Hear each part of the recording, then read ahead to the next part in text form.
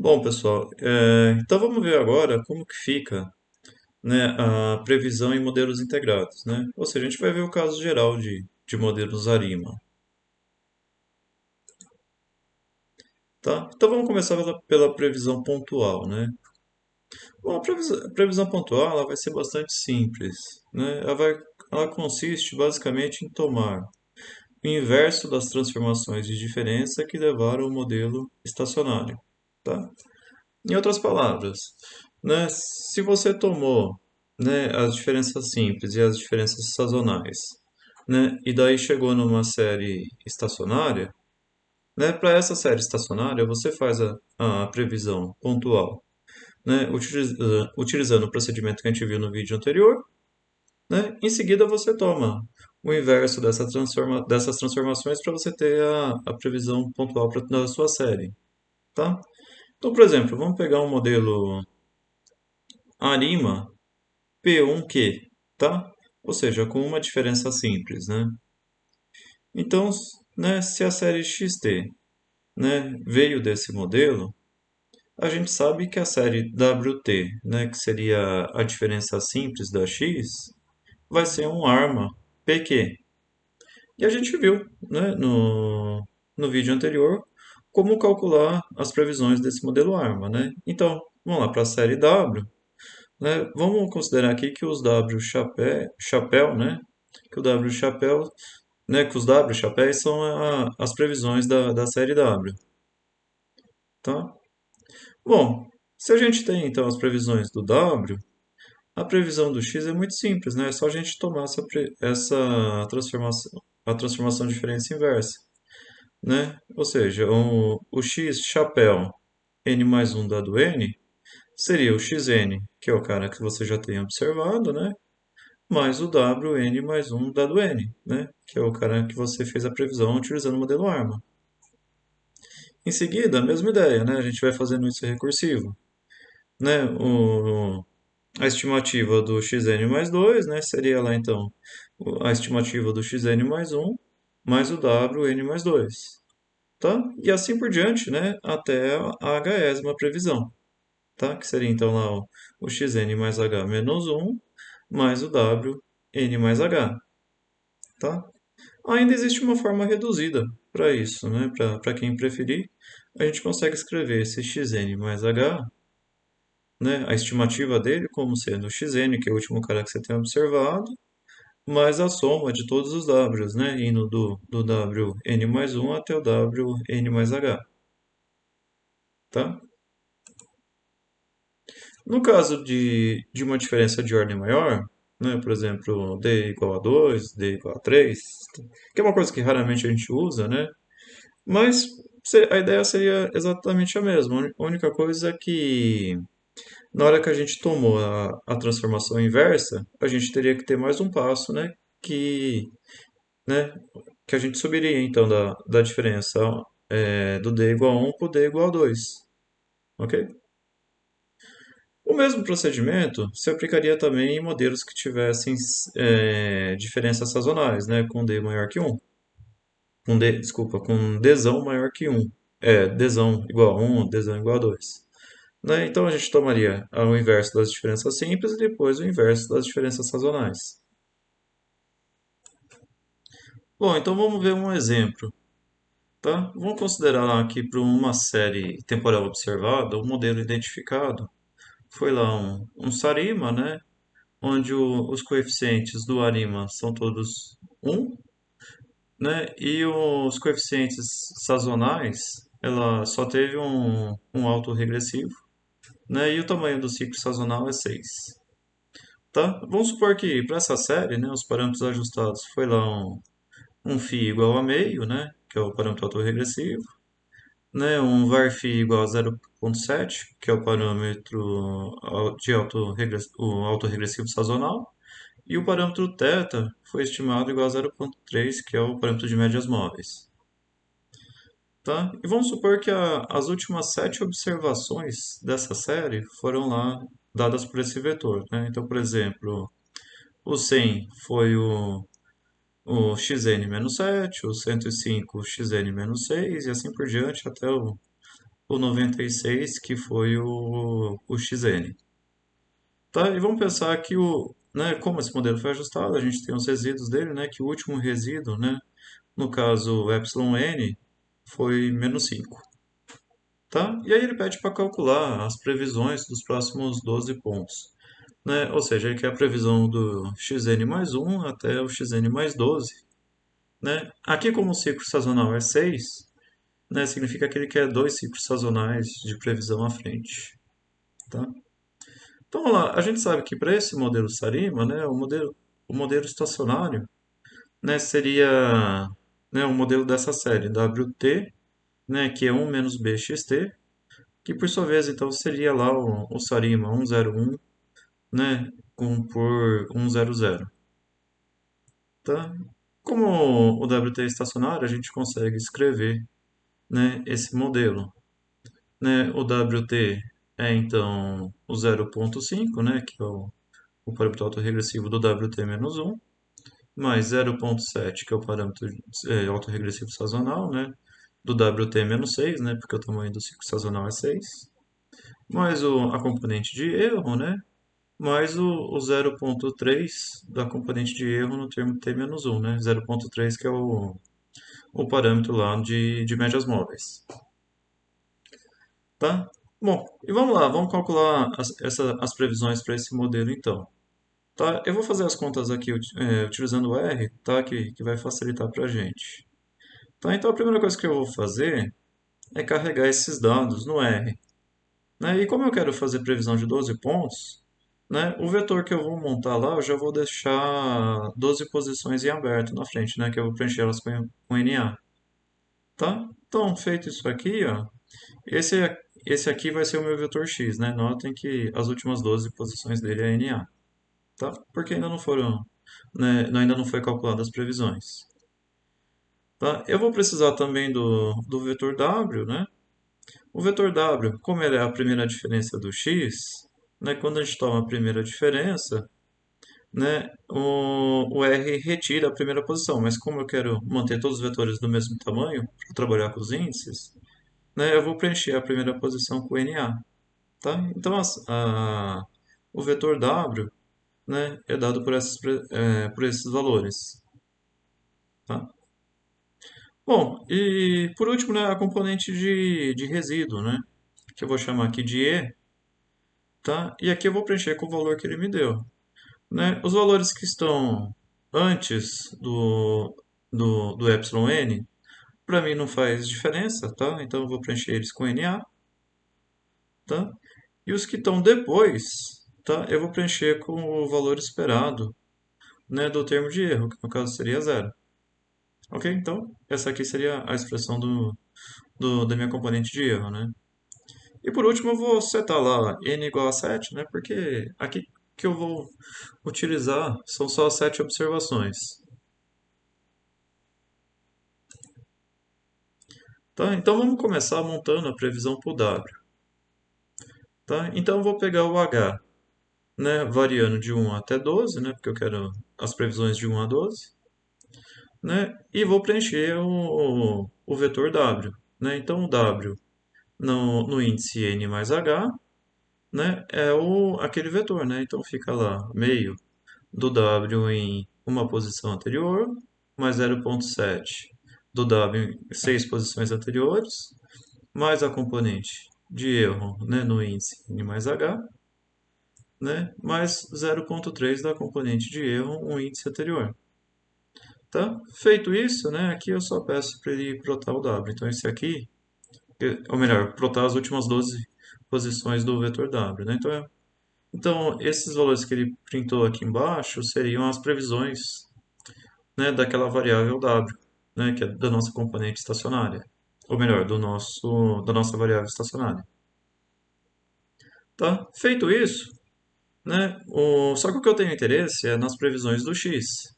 Então, agora eu vou tomar a transformação inversa para ter as previsões do x, né? Então, vamos lá, eu sei que o xn mais h, ele é a posição anterior dele, mais o w em n mais h, né? Simplesmente invertendo o operador de diferenças. Tá? Então, roda do esse for, né? eu vou preencher o vetor x com as previsões da variável x. Tá? E aqui embaixo eu peço para ele printar, então, as últimas 12 posições que vão ser a previsão da variável x, né? Então aqui ele printou, né? Então esses valores que estão aqui embaixo seriam as previsões pontuais, né?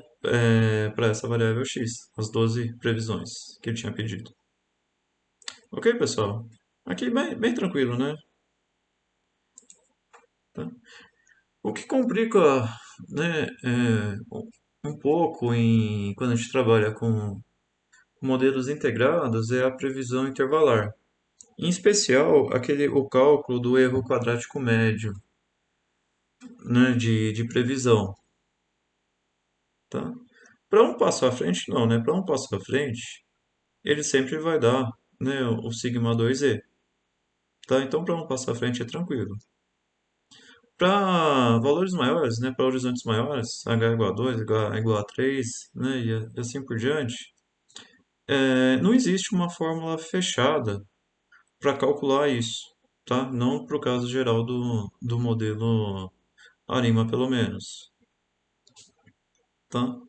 O que a gente tem, né, é lá um resultado que o Brocker e o Davis, né, em 96 publicaram no livro deles, né, lá no capítulo 6.5, né, que ele demonstra que sobre certas hipóteses, né, né, se a sua série é suficientemente grande, né, o seguinte resultado, né, o erro quadrático médio de previsão, né, seria dado por essa soma, né, lá dos psis ao quadrado vezes o sigma, né, a variância da componente de erro, onde esses psis, né, são lá aquela representação do polinômio de médias móveis de ordem infinita.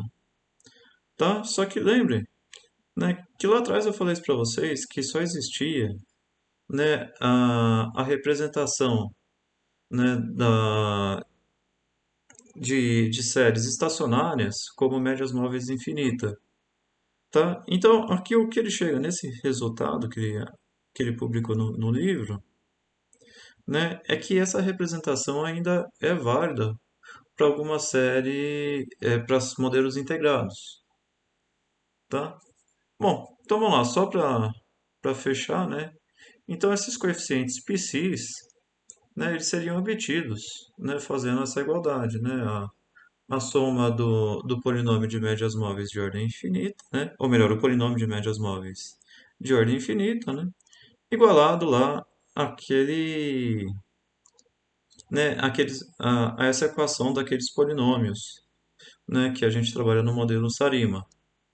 Tá? A gente faria essa igualdade, né, e teria que ir lá isolando os PCs, né, para obter o valor deles. Tá? Isso aqui é basicamente a mesma coisa que a gente fez lá atrás quando a gente escreveu o primeiro modelo autorregressivo como média móvel infinita e depois também a gente utilizou isso para escrever um arma como MA infinito. Tá? O problema que existe aqui, né, é que esse resultado acaba ficando um pouco controverso, apesar dele ser aceito, né? Notem que se eu pegar, né, nessa equação aqui de baixo, né, suponha que ela já foi resolvida, né, que eu já tenho os valores de psi. Se eu multiplicar por epsilon dos dois lados, né, do lado esquerdo eu teria a série xt representada como MA infinito, do outro lado também, né, seria a série xt. Tá? Só que desse lado, como é uma média móvel, seria uma série estacionária. E do outro lado, né, seria uma série integrada, né, ou seja, uma série não estacionária. Tudo bem, por conta disso, esse resultado ele é um pouco controverso. Tá? Mas enfim, esse resultado tá demonstrado lá no livro e a gente vai aceitar e vai utilizar ele. Tá? Alguns livros, principalmente livros introdutórios, tá?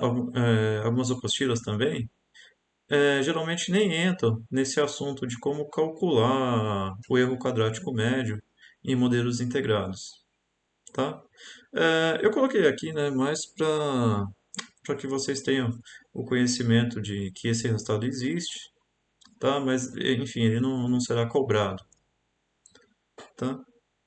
Bom, calculado então, né, utilizando essa expressão, o erro quadrático médio, né, o cálculo de previsão intervalar é feito, né, assumindo normalidade, então ele pode ser feito diretamente, né, de forma analítica, usando lá aquele, aquele intervalo de confiança que a gente viu lá no slide 1, tá? Bom, então vamos calcular um exemplo, né, utilizando aquela expressão que a gente acabou de ver, tá? Então aqui eu vou pedir para, né, no exemplo a gente vai determinar a equação dos quatro primeiros erros quadráticos, né, de previsão, de um dos modelos que é mais utilizado, né, que é o ARIMA 111, tá? Bom, a gente sabe que esse modelo, né, ele pode ser escrito nesse formato, né, que por sua vez, se a gente isolar o xt, a gente chega nessa expressão, tá? Aqui a componente de baixo, né, foi só abrindo, né, esses dois fatores, tá? A gente, no caso, foi aberto os dois fatores, né, e depois passa tudo isso dividindo. Então a gente chegaria nessa, né, nessa representação do xt. Lá do resultado do Broca e do Davis que a gente acabou de ver, né, a gente precisaria então igualar esse termo a um polinômio de médias móveis infinito, tá? Então, fazendo essa igualdade, né, aí, em seguida, a gente teria que abrir ele para isolar os PCs, né? Então, o que eu faço aqui na equação de baixo é pegar esse termo e passar ele multiplicando, né?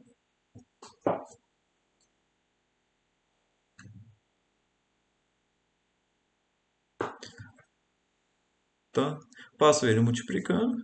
Em seguida, eu abro esses fatores, né? Então, aqui essa primeira parte que está entre colchetes, eu multiplico por um, dá essa expressão. Em seguida, essa parte que está entre colchetes, eu multiplico por π1b, dá essa expressão que está na linha de baixo. Depois eu pego ela e multiplico pelo πc2b2, que dá a expressão que está lá na terceira linha, né?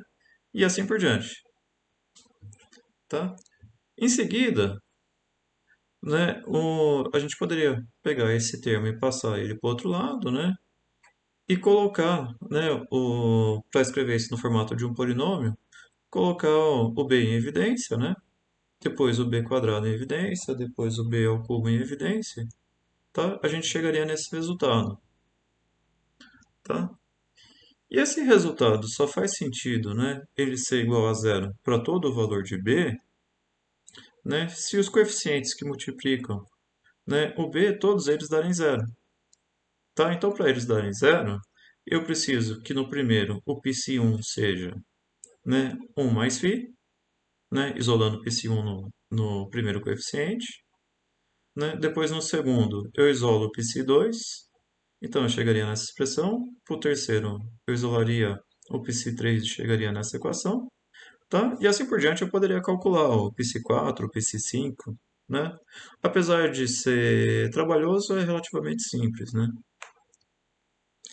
Bom, feito isso, por aquele resultado, né, a gente tem que, bom, sempre o sigma 2 no n mais um vai ser a variância dos erros, né? Aí o sigma 2 no n mais 2 vai ser um mais o psi1 sigma 2e, né? Tá? Só que, e o psi1 eu já consegui calcular aqui em função dos parâmetros do modelo, né? Depois o sigma 2 n mais 3, né, dependeria então do psi1 e do psi2. Tá? Nota que os psis eu consigo calcular eles recursivamente, né? E por último, o sigma 2 n mais 4 dependeria lá dos três primeiros psis, tá? Bom, aqui eu calculei só os três primeiros psis porque foi pedido só os quatro primeiros erros quadráticos, né? Se precisasse dos cinco primeiros erros quadráticos, então eu teria que ter calculado também o psi4, ok? Bom, então vamos lá, vamos para o próximo. tá? Algumas considerações sobre previsão intervalar. Primeiro, previsão intervalares, como vistas aqui, tendem a ser mais afuniladas do que elas deveriam ser, né, na realidade. Tá? Isso ocorre devido a suposições que a gente faz, né? A principal delas é quando a gente supõe, né, que o modelo que foi ajustado é o modelo verdadeiro, tá? Ou seja, isso não leva em consideração, né, que os parâmetros ajustados eles também têm variância, tá? E isso acaba causando, né, previsões intervalares mais afuniladas do que o ideal, né? Outro problema que geralmente ocorre, né, é quando a gente supõe normalidade e algumas vezes a gente não consegue verificar a normalidade, tá? Bom, uma alternativa a esse tipo de previsão intervalar que a gente viu analítica seria fazer um cálculo numérico, né? É, isso, de modo geral, é baseado, né, em reamostragem, né? Principalmente em especial utilizando o Bootstrap. Tá? A vantagem de utilizar o Bootstrap é que ele flexibiliza, né, a escolha da distribuição de probabilidade. Enfim, a gente não necessariamente teria que ficar preso na distribuição normal, tá? Porque a gente basicamente poderia simular o comportamento futuro da série, né, e depois tomar os quantis. Tá? Da mesma forma que a gente fez lá atrás, acho que na primeira ou na segunda aula, né? E algumas abordagens mais modernas, inclusive, permitem levar em consideração a variância dos estimadores, né? Essa abordagem geralmente é chamada de Bootstrap Aggregation, né? Ou simplesmente bagging,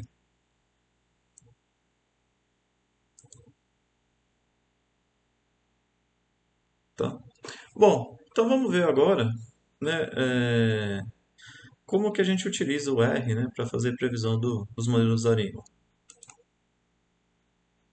Bom, o R ele disponibiliza de forma nativa a função predict, tá? Da mesma forma que ele disponibiliza a função Arima, né, para ajustar o modelo, ele também disponibiliza uma função para fazer previsão, né, no caso que é essa predict, tá? Então, na aula 10, né, a gente chegou que o modelo Sarima 110 por 010, né, era adequado para aquela série temporal Air Passengers, tá? Para quem não lembra disso, dá uma olhadinha lá na videoaula da aula 10, tá? Então vamos lá, vamos pegar esse modelo e ajustar então na série Air Passengers, né? Que é dada aqui por essa linha de código. Né? Em seguida, vamos fazer a previsão de 12 pontos à frente, né? Usando a função predict. Né? 12 pontos à frente seria a previsão de um ano, né? Porque essa série é anual. Tá? Quando eu faço isso, então aqui ele já calcula as previsões pontuais para mim, né? Que fica lá dentro do argumento pred, né? Então ele já calculou lá que a previsão para janeiro de 1961 era lá 444,3076, depois para fevereiro era 418,2130, tá? E assim por diante. Né? E além do mais, ele já calcula o erro quadrático médio, né? Só que o erro quadrático médio que a gente estudou seria a variância da previsão, né? E aqui ele te dá o desvio padrão, né, da previsão, tá?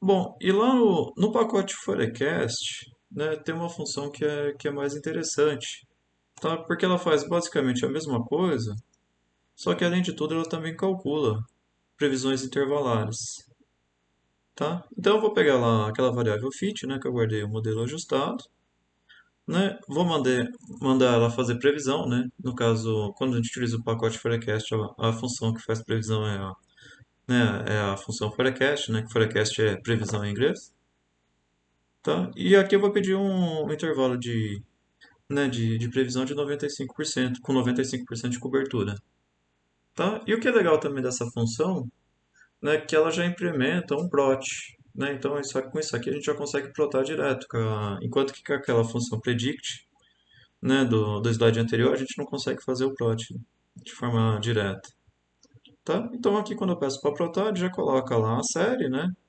Coloca em azul a previsão pontual, né? E em cinza a previsão intervalar, tá? Eu não tinha comentado antes, tá? Mas eu vou deixar aqui para vocês também. A função forecast, ela também implementa uma heurística para ajustar de forma automática os modelos ARIMA, tá? Essa heurística ela é implementada na função autoarima, tá? Só que a função autoarima ela não utiliza, tá? Aquele procedimento que a gente viu de olhar, né, de tornar a série estacionária e depois olhar né, para os gráficos ACF e PACF, né? A função autorema ela vai funcionar mais ou menos assim. Ela toma, né, ela usa aquela função NDIFES, né, para ver quantas diferenças simples ela precisa. Ela usa a função NSDIFES para ver quantas diferenças sazonais são necessárias, né? Em seguida, ela vai ajustar vários modelos ARIMA com valores pequenos, de P, de Q, de Pzão e Qzão. Tá? Ela ajusta todos esses modelos e em seguida ela escolhe de acordo com algum critério. Tá? No caso, ela utiliza o critério de Akaic corrigido, né? Corrigido porque ele consegue resultados melhores para séries pequenas. Tá? Bom, e como qualquer função que é automática, algumas vezes ela acaba não escolhendo o modelo mais adequado, né? Mas de modo geral ela funciona relativamente bem, tá? Aqui para essa função, para essa série Air Passengers, tá? Que é uma série que geralmente é usada como exemplo, essa função tá bem ajustadinha, né? Então aqui ela consegue escolher um modelo lá, né? Que aparentemente traz previsões razoáveis, tá? Um detalhe, né? Sempre que você tem mais parâmetros no modelo, né? Quando ele está mais parametrizado, né? O ajuste dele tende a ser mais fino, tá? Porque você tem mais parâmetros, então o ajuste fica melhor. Quando o ajuste fica melhor, a estimativa da variância dos erros tende a ser menor, tá? E isso acaba impactando na previsão intervalar, né? A previsão intervalar de modelos com mais parâmetros tende a ser mais fechada, tá? E isso algumas vezes tende a ter uma probabilidade de cobertura real menor do que a desejada, tá?